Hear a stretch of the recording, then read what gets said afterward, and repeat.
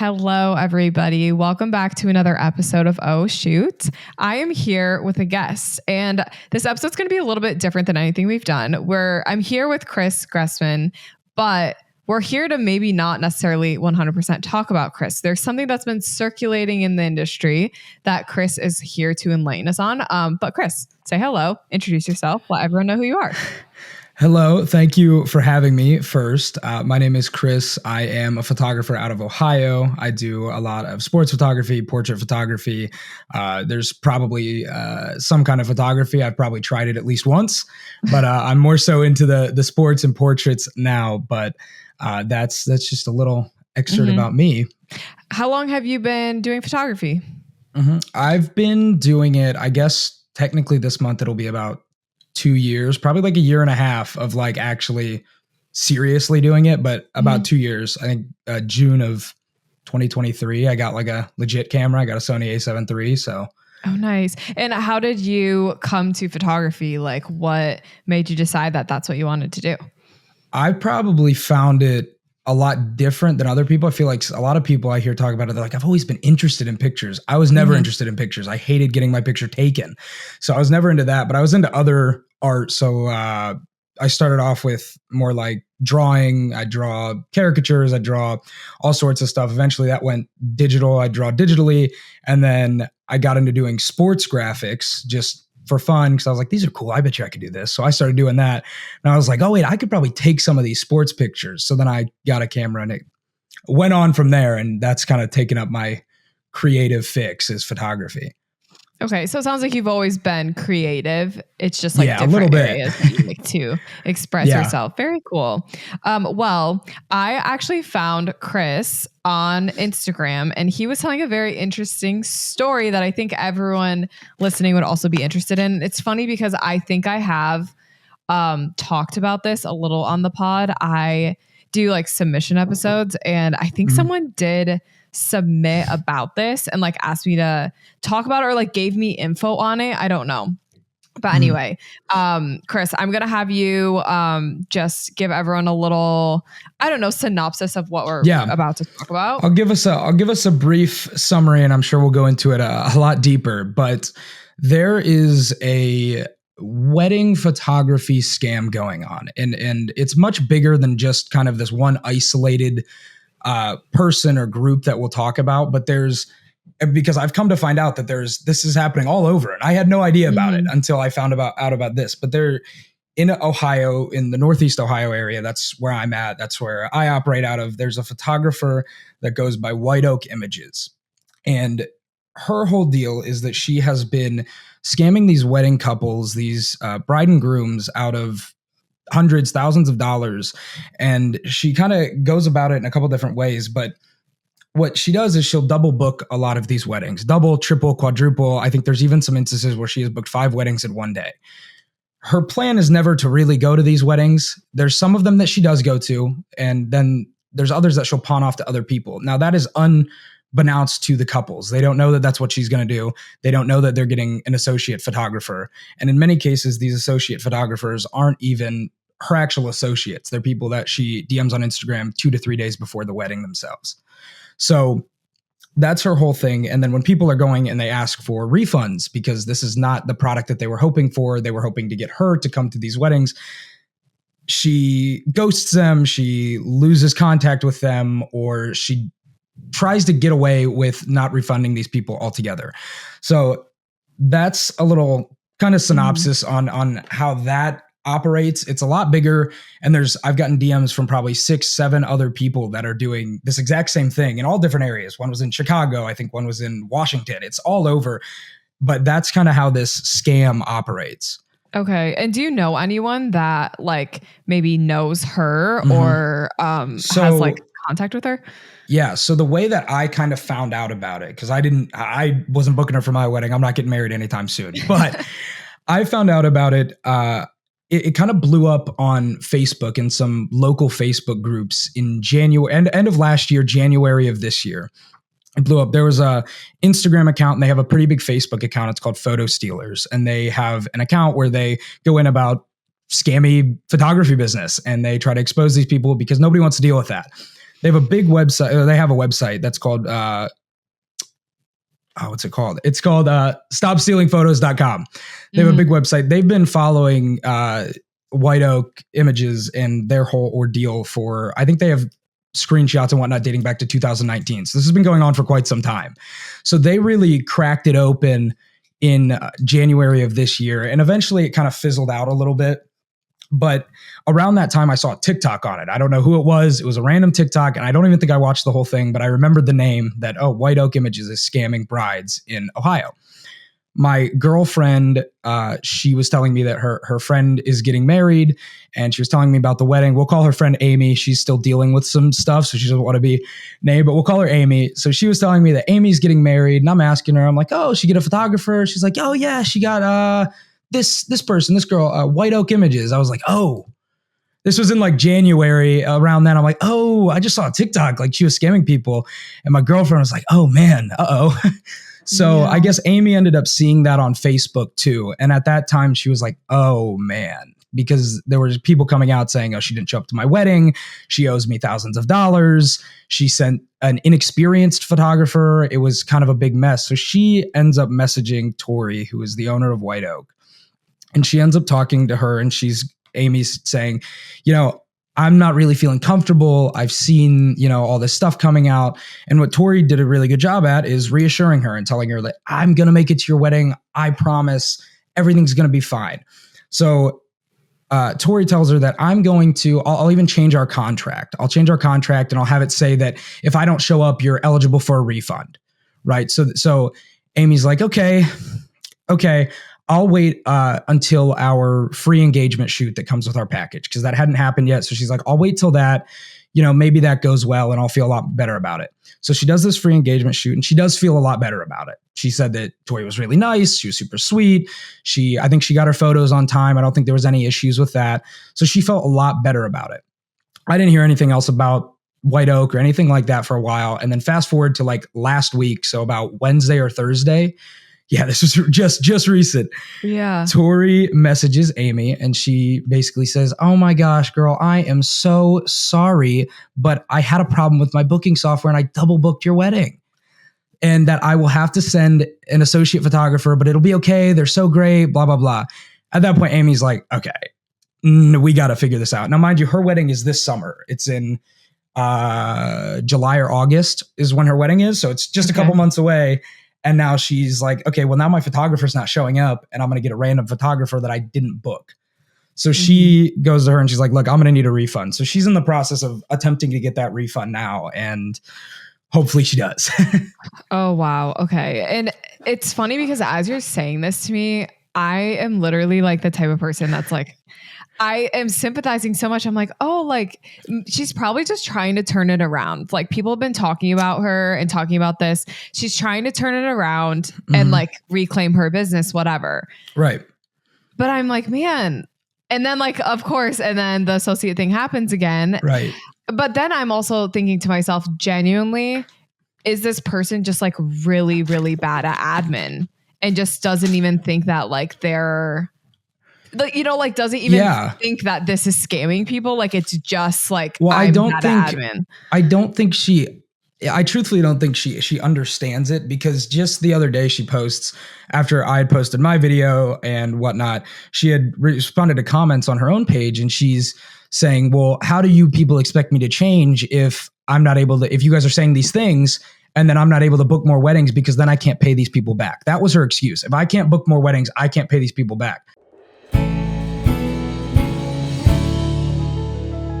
Okay, guys, we're taking a quick break to talk about my photography resources that are all available to you on CassidyLynneEducation.com. If you like what you're hearing in the podcast, you're going to love my freebies. I have 4 free guides for you to choose from: my finding locations guide, my posing guide, my guide to camera gear, and my resources for photographers free guide. You may already know this, but I have presets as well, and these are 4 of my absolute favorite presets available on my education shop. I have my brand new Satin Summer preset pack, which is soft soft, subtle, and luxurious, whereas some of my other presets, like my Honey Boba preset, is warm, bold, versatile, and has red undertones. If you want more of a film preset look, definitely check out my Creamy Dreamy preset pack, which is one of my ultimate favorite preset packs. Another resource I love is my email templates, which are only $30. And basically these templates are super easy to pop into your Honeybook, and it basically has every scenario that you would need to communicate with your clients. There's new inquiry emails, automatic response emails. If you're unavailable, there's an email template for that. And if you get unhappy clients, I've got an email template for that as well. So head on over to CassidyLynneEducation.com/shop,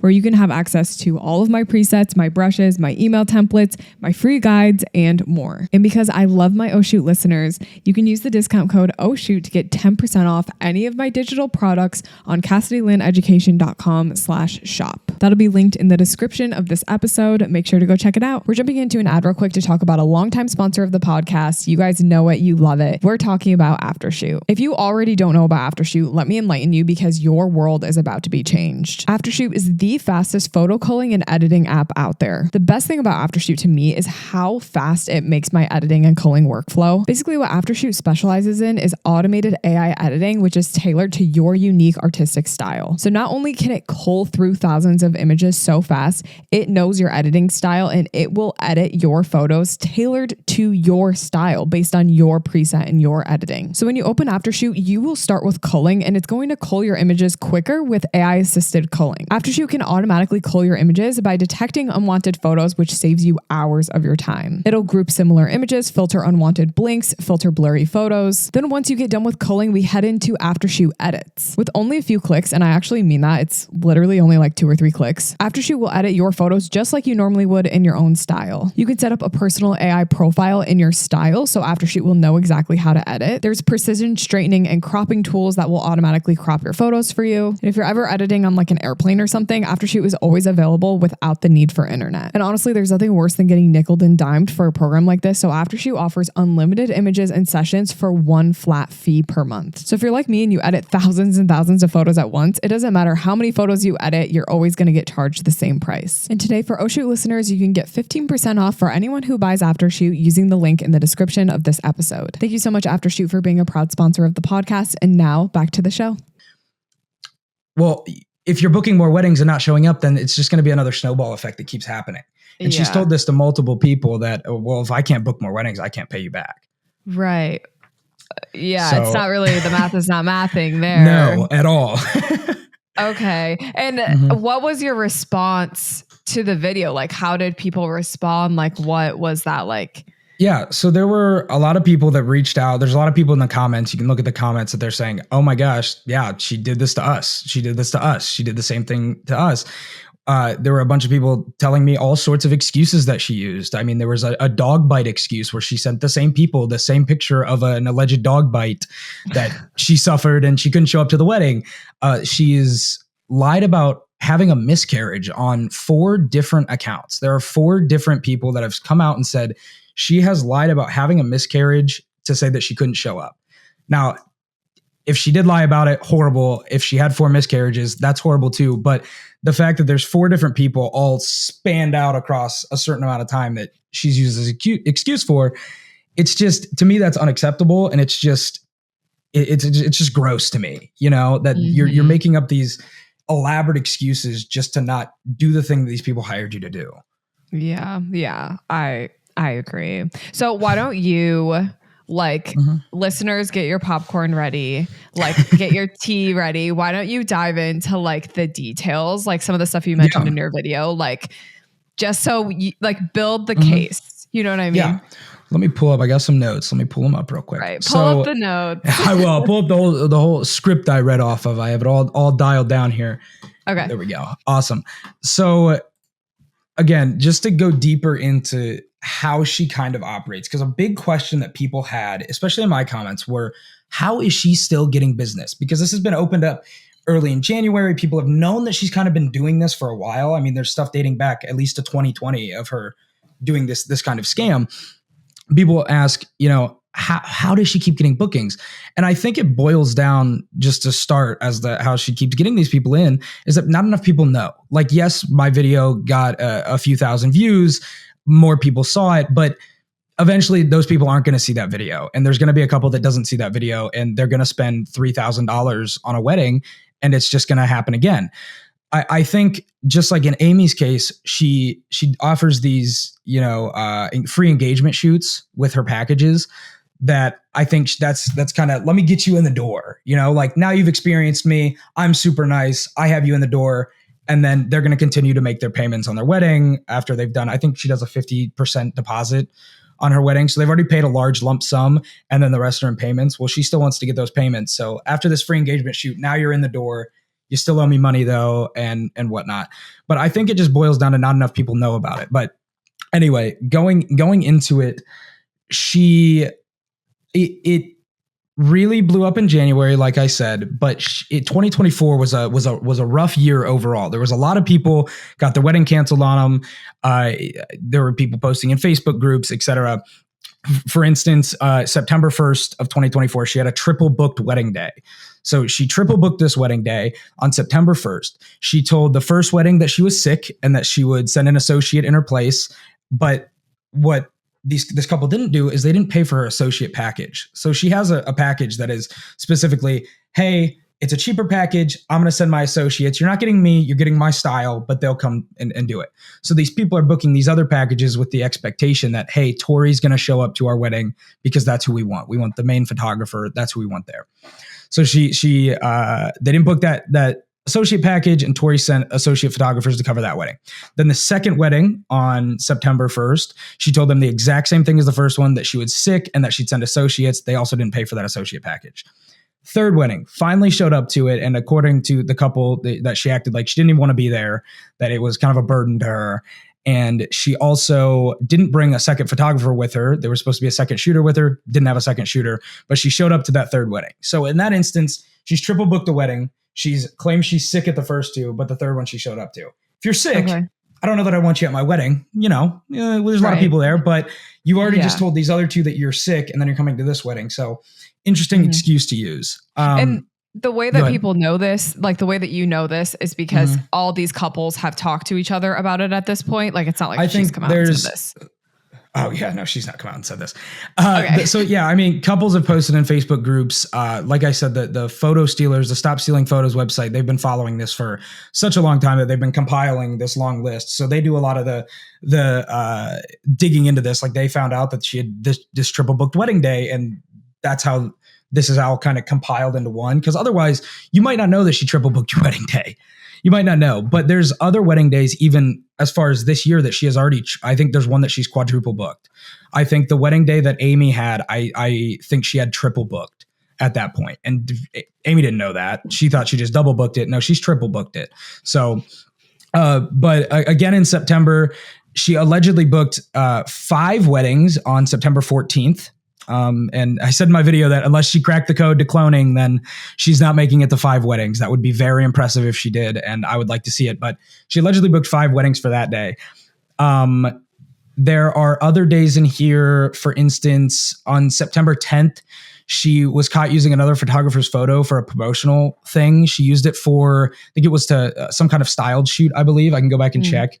She used another photographer's photo in like the bottom corner. It didn't belong to her at all, but she used it. She thought she could. So I don't know about that. Another thing that she'll do is that when people are asking to get their refund, so people are going to her now because either she didn't show up to their wedding day like she was supposed to, so they're upset that they didn't get to deal, have Tori there.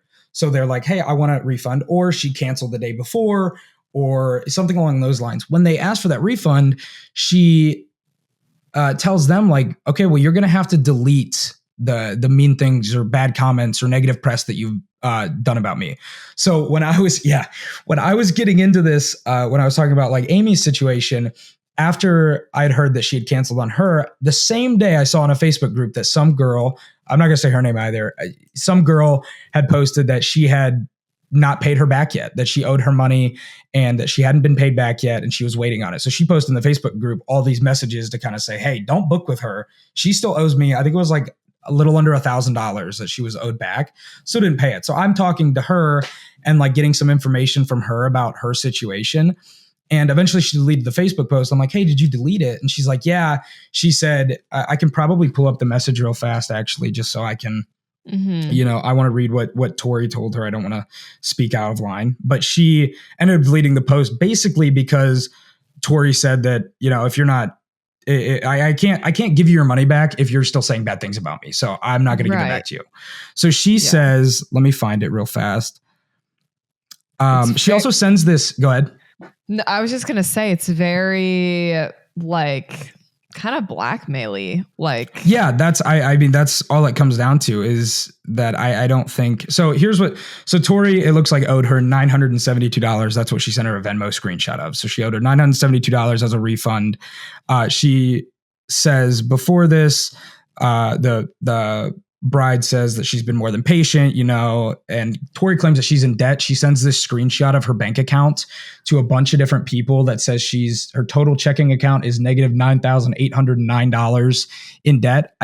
She sent the same one to multiple people. So unless she's making no money at all and she's just been sitting in $9,000 of debt, I think I've had 5 or 6 people reach out to me with that same screenshot. So she sent this girl that, but she basically says that, Tori, I've been more than patient with you. The debt is not my problem. And Tori says that, she can't work with that. What if I send you the money and you leave it up? So what if I send you your money back and then you leave that post up?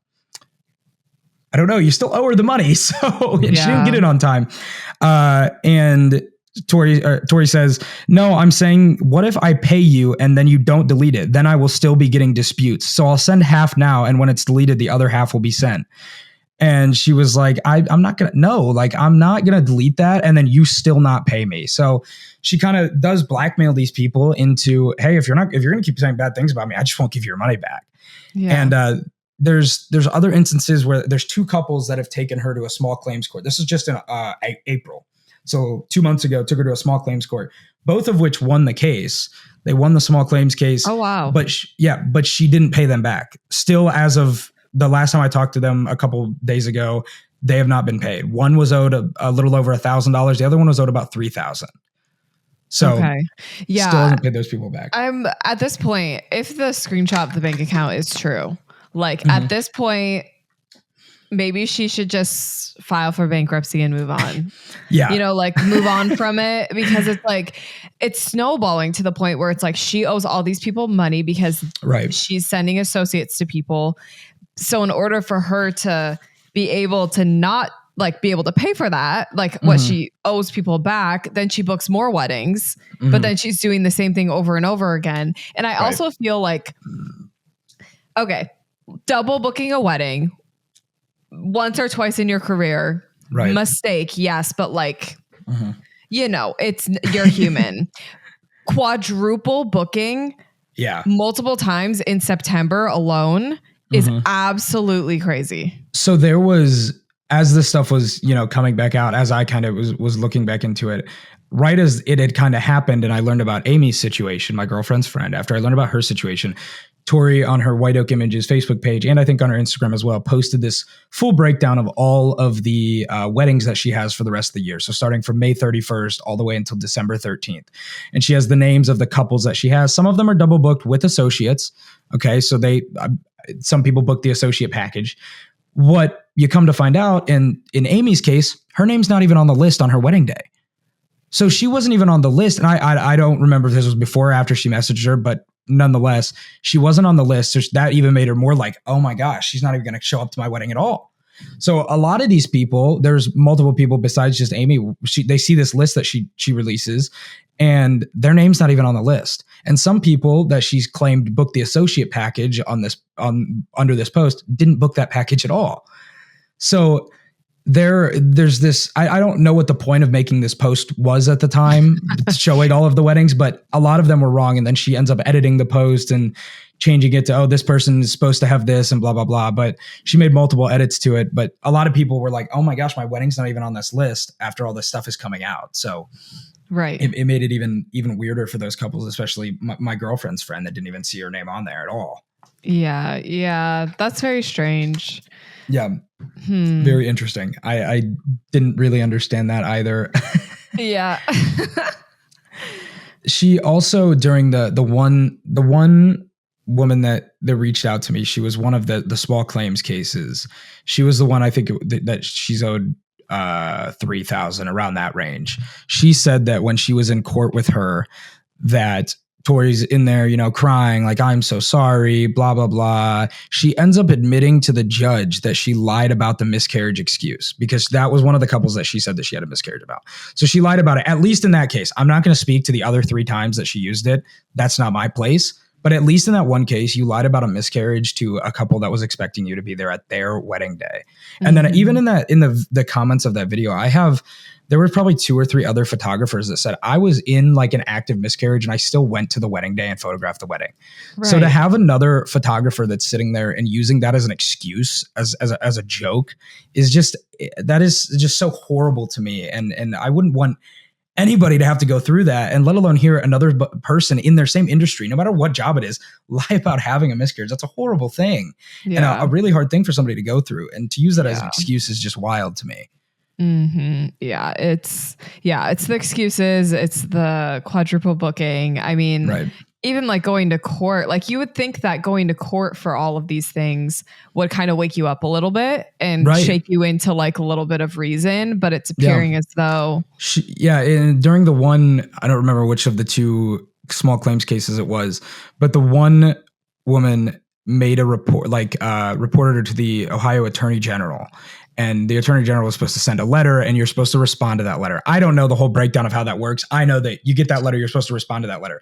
Tori didn't even know that. And the judge even was like, are you serious? Like, you don't understand how serious that is? Like, you need to respond to that, and you've already not responded to that. So people have tried to report it, but it just seems like it's not gotten to the point where it's known enough that she keeps scamming these people, and there's still thousands of dollars. There's multiple people that have said that she still owes her hundreds, if not thousands of dollars in refunds for their wedding day that they've been promised. Right. And is part of this too, if I'm remembering correctly, that she sometimes doesn't even deliver the images either. So there's been some instances where she doesn't deliver them in time. I think her turnaround time is 8 to 12 weeks. I could be wrong, so don't quote me on that. But there was some people I know that they had their wedding in December, or their date for the delivery of their photos was in December. They haven't gotten photo or video. Some of these people haven't even gotten video back. And to this year in December. So it's December wedding still, some of them didn't get their stuff back until like last month or the month before. Okay. So you're now 3, 4, maybe 5 months removed from getting your stuff. That's happened a few times too. So then people are like, hey, I want a refund. Like, I haven't got my photos back. Or she'll only send the sneak peeks and not send the full gallery yet after months and months of waiting. Yeah. Okay. But it's never been like she doesn't deliver the images? I think I haven't seen anybody that has never gotten them. I could be wrong. Maybe I didn't look at it enough, but I haven't found anybody, or nobody's reached out to me that said, I have never gotten my photos at all. Okay. Yeah. I just want to make sure I'm understanding. Yeah, no, absolutely. Okay. Was there anything more from like your research that we haven't touched on? I think one of the other things was when I'll use, this is, let's see, this is September 12th. This is on the Stop Stealing Photos website. They have on September 12th. She contacts 2 different photographers to see if they can associate or second shoot a wedding on September 14th. So that she's contacting 2 separate photographers 2 days before the wedding to see if they can cover her wedding that day. Now, if you, again, like you were saying, if you double booked at some point accidentally, or there was some kind of mishap, you're probably a little bit ahead of it. And you can, if you have to get that wedding filled, absolutely go get it filled. Maybe not 2 days before the wedding day. So she's putting some of these other photographers in a weird spot too. I think some of these photographers say no, I can't fill that spot for you. It's 2 days notice. It's not enough for me. So she's done this on multiple occasions. I know there were some photographers that reached out to me that said it's taken her 2+ weeks to pay them for those weddings that she's filled in on, which is kind of crazy to me. I've second shot weddings. I think most I've waited is a week, just because, it takes time to get the money to your account, which that's completely fine. But some were saying that it took them 2+ weeks to get the money from her. And so that was a big thing too, that she reaches out to a lot of these other photographers and tries to get them to cover those weddings for her on just a dime. Like, hey, I need this. It's tomorrow. I'm so sick or something. Right. So, I mean, how For me, it is so much more stressful to like book all these weddings and then try to last minute find all these replacements rather than just show up at the wedding that you booked. And someone made like a good point, because someone was like, well, why would these associate photographers, why would they take up that thing? Like, wouldn't enough people know about that? And some of them were like, hey, yeah, I've heard about this. Like, I can't take up that wedding. Like they've said that to me. But someone made a good point. Like, there is a photographer out there that really wants to get into doing weddings, that if another bigger photographer reaches out to them and they're like, hey, can you cover this wedding? Should they jump on the opportunity? Maybe not, because they don't have the experience, but they're trying to make it into the wedding industry. And you have a bigger photographer offering you an opportunity. Unbeknownst to you, it's because they're just not showing up at all. But there's a bunch of younger photographers that would jump on that opportunity to have, a chance to get into some weddings.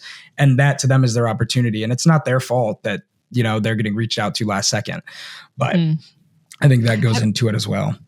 Has there been anything said about like the quality of the images that are delivered? Because I'm assuming if you're last minute trying to find anyone you can to cover a wedding, like I think there were some, there were some, I think this one right here, let me see. So, okay. Yeah, there's actually a message right here. This was 9/1. Again, this is on the Stop Stealing Photos website, September 1st, 2024. This couple didn't book the associate package. The client was ultimately unhappy with the experience and the images. So this client says, I'll read their message. Let's see. She promised to edit them and make them really nice, but I had to wait months to receive them. Even then, several photos were extremely dark or extremely light, which made them impossible to see anything. The photo with my grandmother was so white it looked like it was snowing outside. I was not impressed with the editing at all, as she did not even attempt to blemish major imperfections. It was truly a shame and awful experience. Okay. So there are some people that I believe this couple got an associate to come out to their wedding, and they were unhappy. She claimed that she was sick for this wedding, and she sent 2 filler photographers, they said. So they were unhappy with the experience of the photos, which again, if you're sending associates, it's usually somebody that you've worked with before or somebody else that's in the wedding industry. It's not somebody that's never shot a wedding before. Yeah. And to me, it sounds like these people might not have shot at the wedding. And again, it makes those photographers look bad. They probably did this on a dime really quick, and it makes them look bad. And that's going to hurt their business ultimately. That, I got these photographers, Tori edited them, but these photographers are the ones that did these images. They took them and they're super dark and they didn't shoot them right. That sucks for them.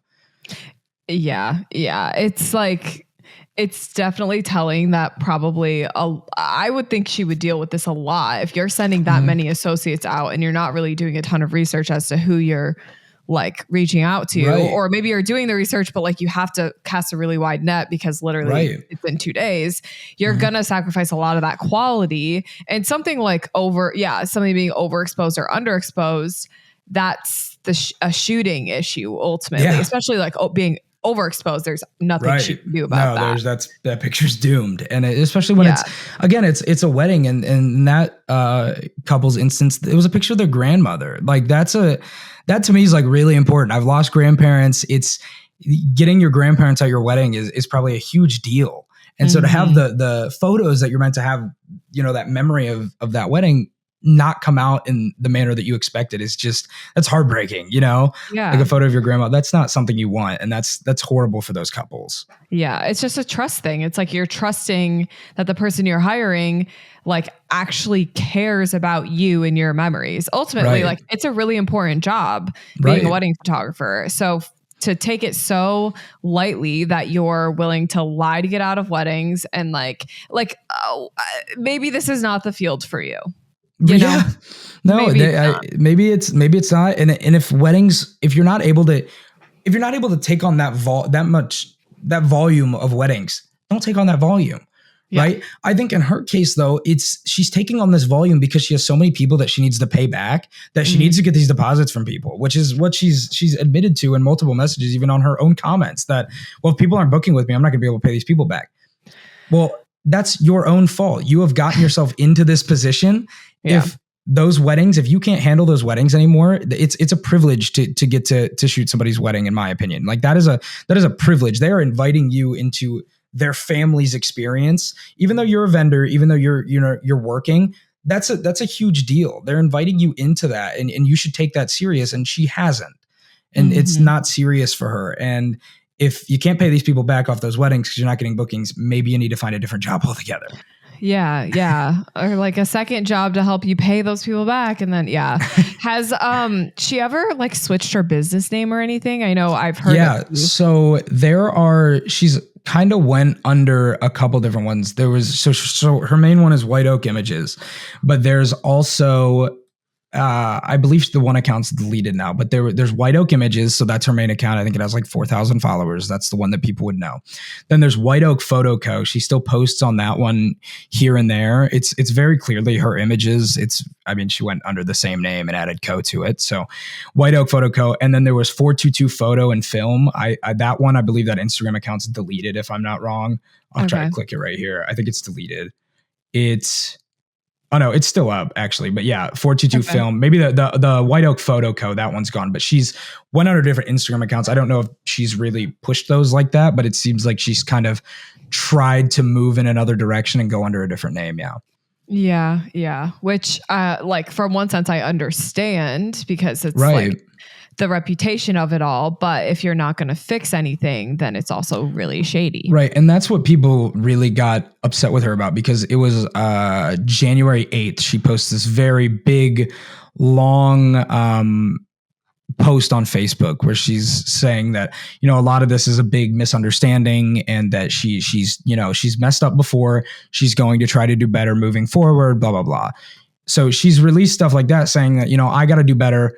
And that's fine. If you can take accountability, I am all for that. I don't think that there's absolutely no way for people to change. I think that people can change, but if you're not actively going to, do that or make an effort to do that, then why are you releasing statements like this? It was a big, long statement. Where is it here? Where she says that she's sorry to all the brides that I have hurt or been untruthful to. I'm sorry to anyone I was vague to. I'm sorry to any photographers / creatives who felt taken advantage of by me. What was once a dream spiraled into chaos because I was growing too fast and didn't know how to handle it. Which, okay, if that's how it was, then absolutely.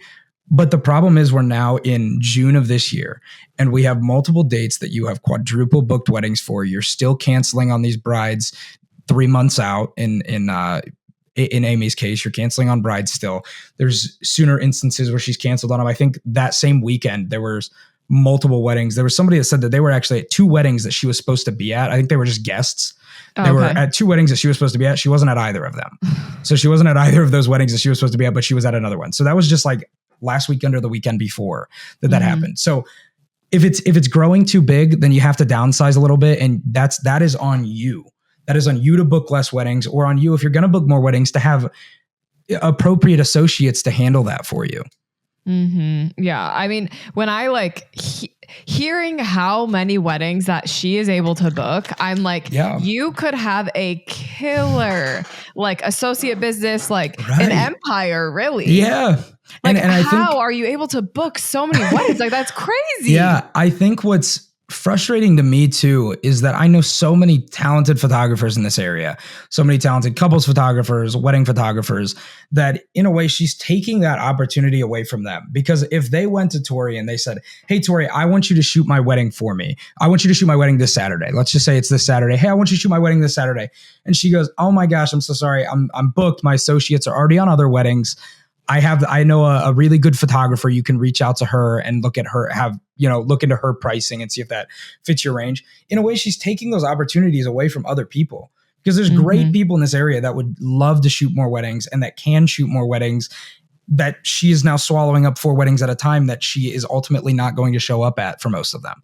Right. So that's what's really frustrating to me, is that there's so many people that could benefit off these weddings and give such a beautiful, gallery back to these couples that she's in a way not allowing. Yeah. And I understand wanting to keep those couples to yourself and being like, oh, well, Absolutely. I see an opportunity to continue to make more money. But it's if you're going to do that, book the associate package and make sure it's okay with them instead of forcing them into it, and find some good photographers, maybe even some of these people you're talking about, and see if they're willing to associate shoot for you. And Absolutely. have a couple of go-tos instead of doing the last minute switching up on the couples. And then also, it's not fair to the photographers either that you reach out to as well to last minute. You put them in a horrible spot. And there's some couples that have said that they were thankful that those associates were there, because they saved them basically. Like some of them have got good associates, and that's great that you got a good associate to go there, but she still canceled on these couples, a night before at times, and says she's texted some before and she's like, oh, I'm kind of sick tonight. I'll let you know in the morning, if I'm feeling better, but I just want to get ahead of this and I have an associate ready just in case. So some of these people have been like, oh my gosh, thank God that associate was there, because she canceled on us the day before and she was a blessing in many ways. Right. Yeah. I mean, I'm glad for those couples, but I'm sure there's been a lot of other people that have not had the best experience. There was also instances where she has held styled shoots or retreats or whatever you want to call it, however she phrases it, for some of these creators and photographers. I'm going to see if I can find the one message from one of the people that was at them. I just want to find it. But basically she's held some of these before, and they weren't what was advertised. The advertising that she used just didn't add up to, what was going to be at these shoots. There was, I got to find it. There was one, I think she had it in Nevada. I think it was in like Vegas area, and they were doing photos there.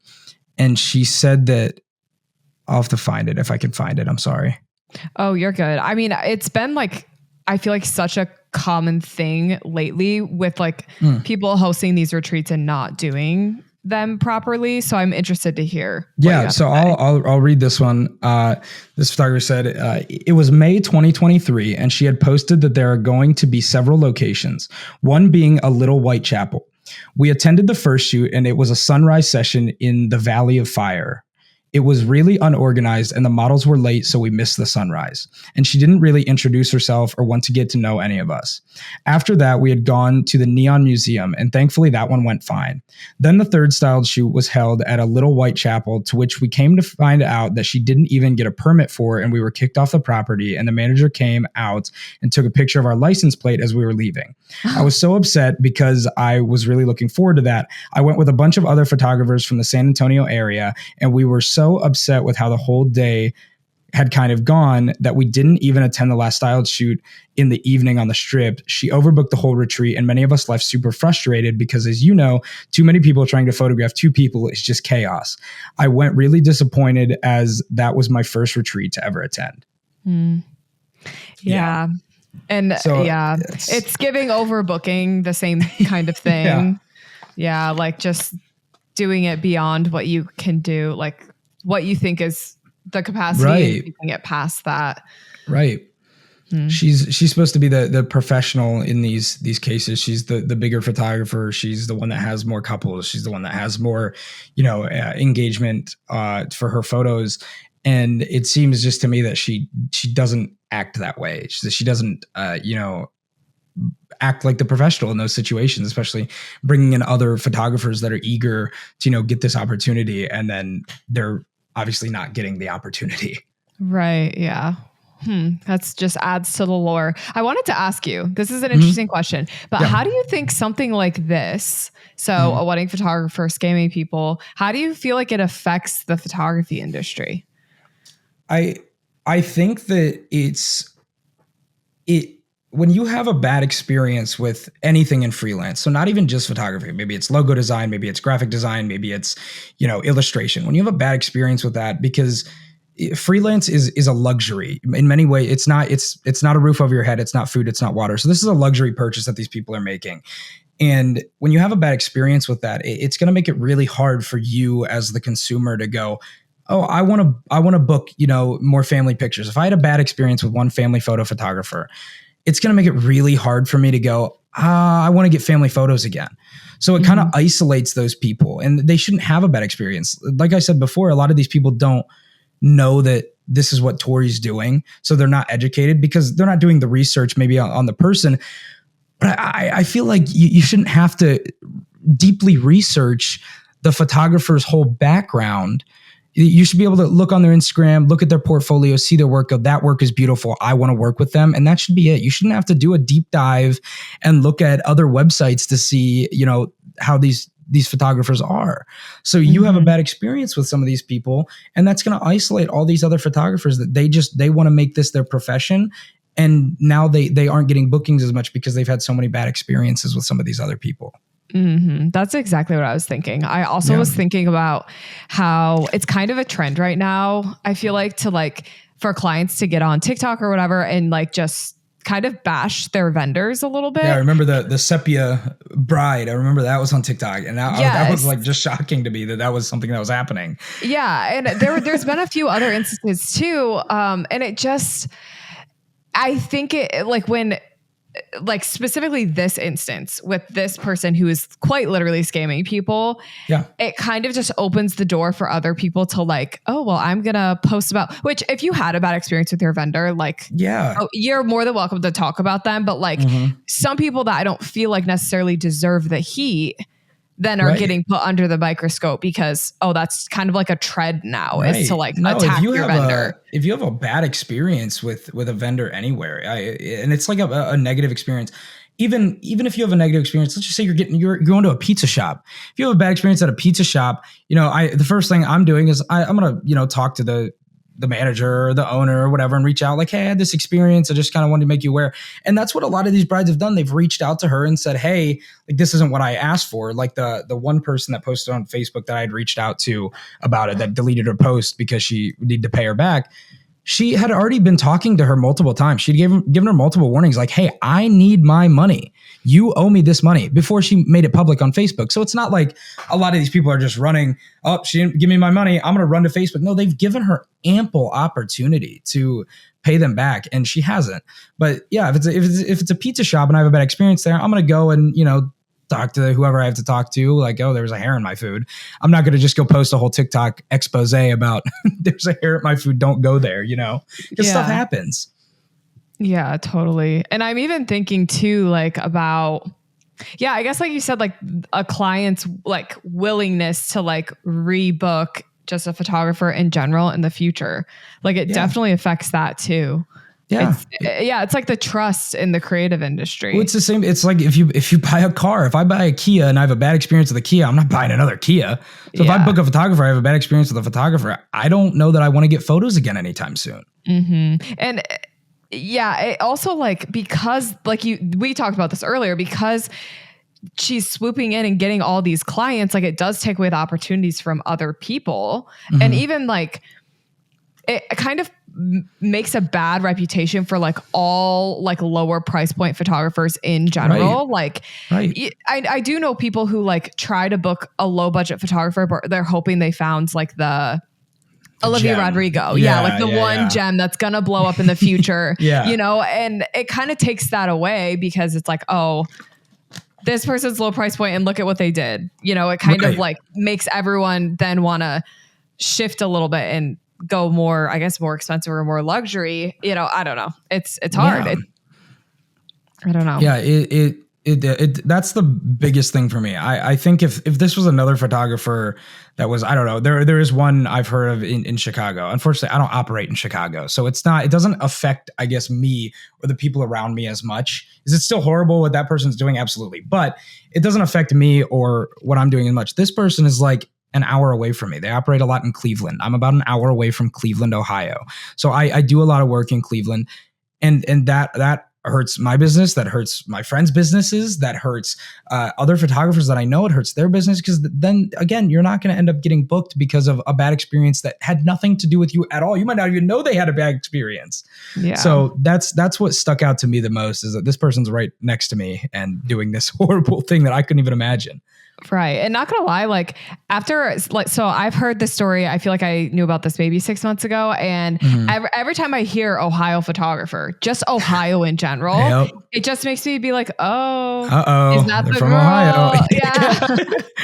I think a big thing for me too is when I was, digging into this and looking into it and reading all about it and hearing from these other people that have reached out to me, is that she's not the only one that does this almost exact same thing. I've had, again, multiple people say that there's other photographers in other states. I think there's one in Cincinnati, Ohio, that's been doing a similar thing. Yeah. But that it's such a widespread thing. I didn't know that it was possible to scam people in photography.